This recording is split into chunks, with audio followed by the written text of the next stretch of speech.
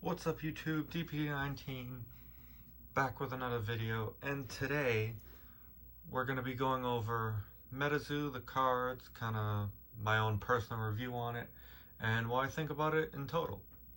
So let's start off with how the cards look. I think for the most part they look pretty cool. It's kind of like a mix of like Pokemon and Magic the Gathering to me, like Space Penguins. It's pretty cool. Some of the attacks, kind of weird, but I guess that's part of the game, where one of them was something about like, oh, if a tree fell, you get 10 more damage. I'm like, what the heck?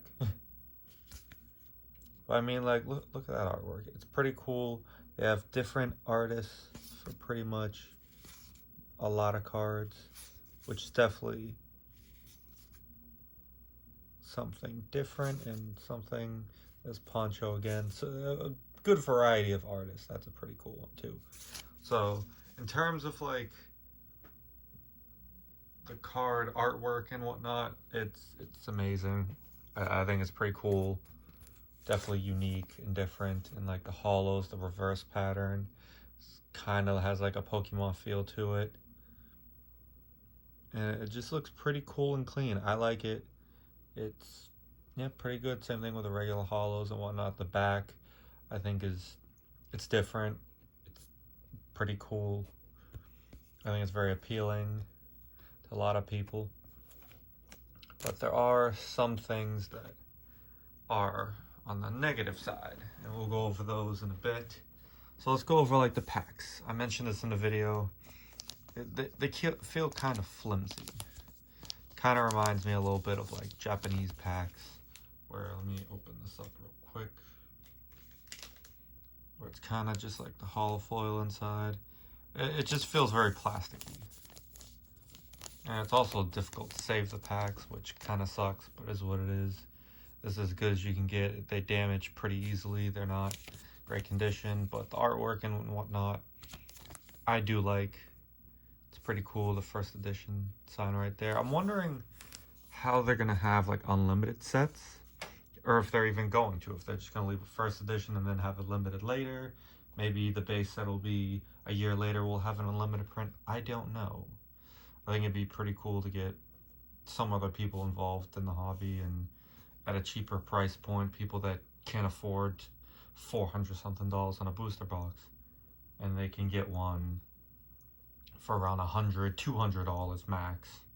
It's definitely cutting the price in half, or even less than that would do wonders for some people, because it's a card game at the end of the day.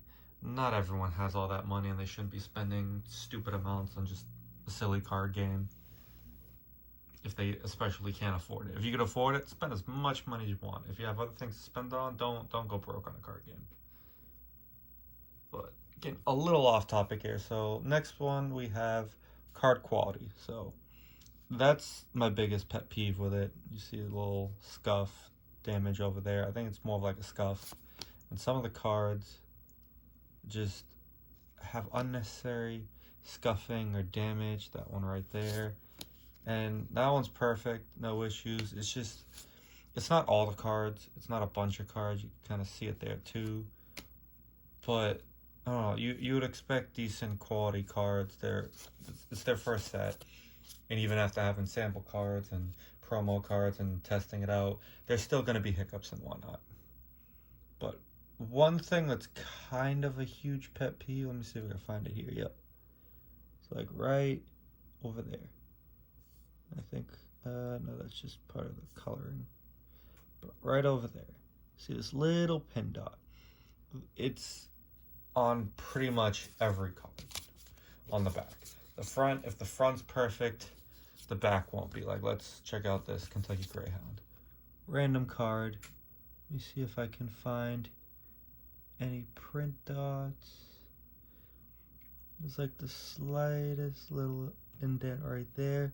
It's either a pin dot or a little indent on basically every card, which is a shame if anyone ever wants to grade it. Also means if you get 10, it's going to sell for a stupid amount of money,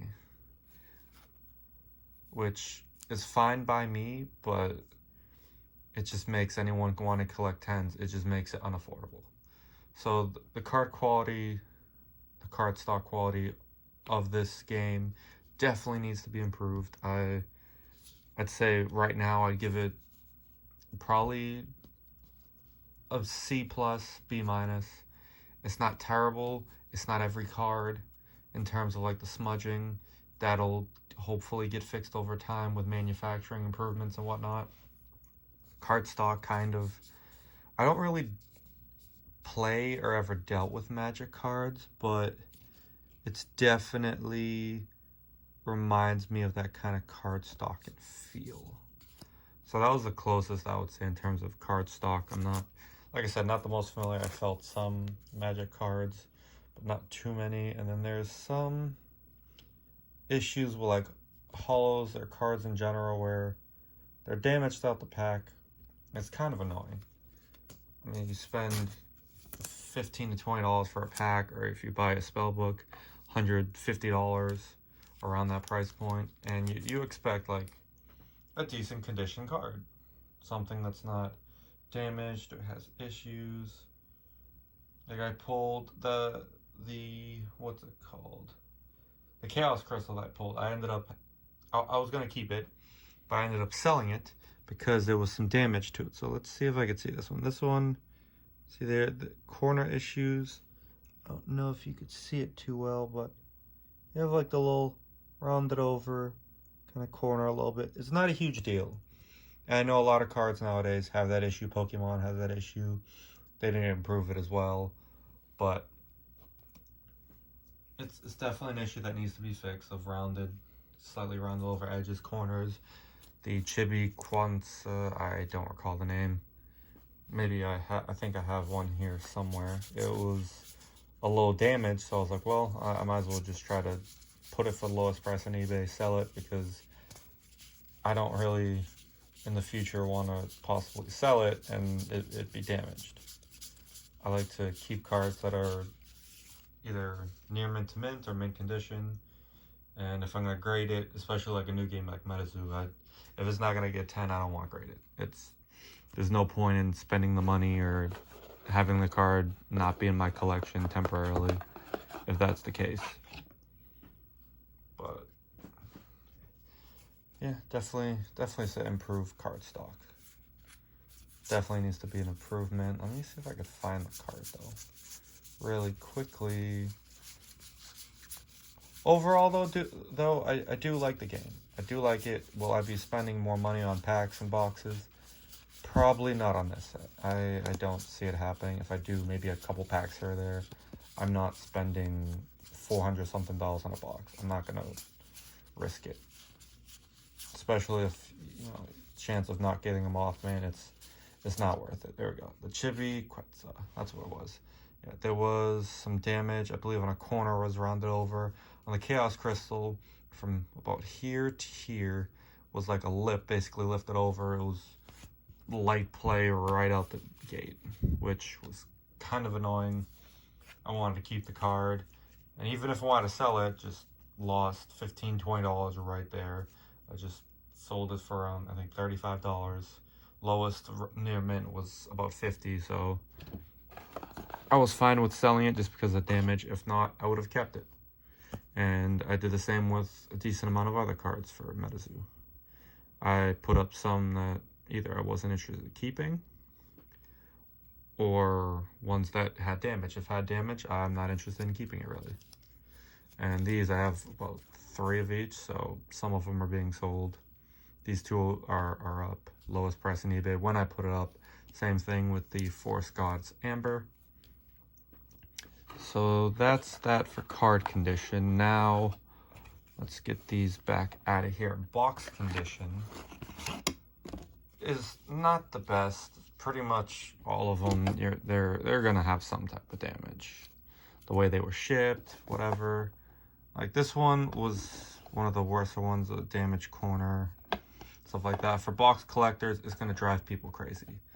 But the overall look of Spellbook and their actual box, I haven't purchased one, but just seeing it online, it does look pretty cool.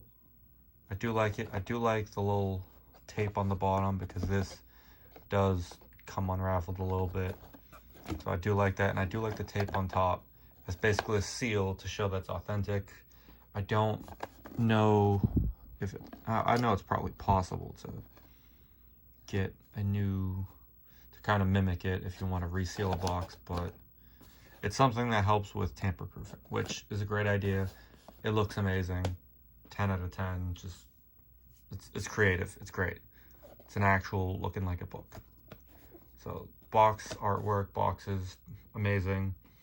And a lot of these issues that I explained about the game, I'm pretty sure it's gonna develop and improve over time. It's not gonna be a constant issue. Hopefully the cardstock, the smudges, that will improve.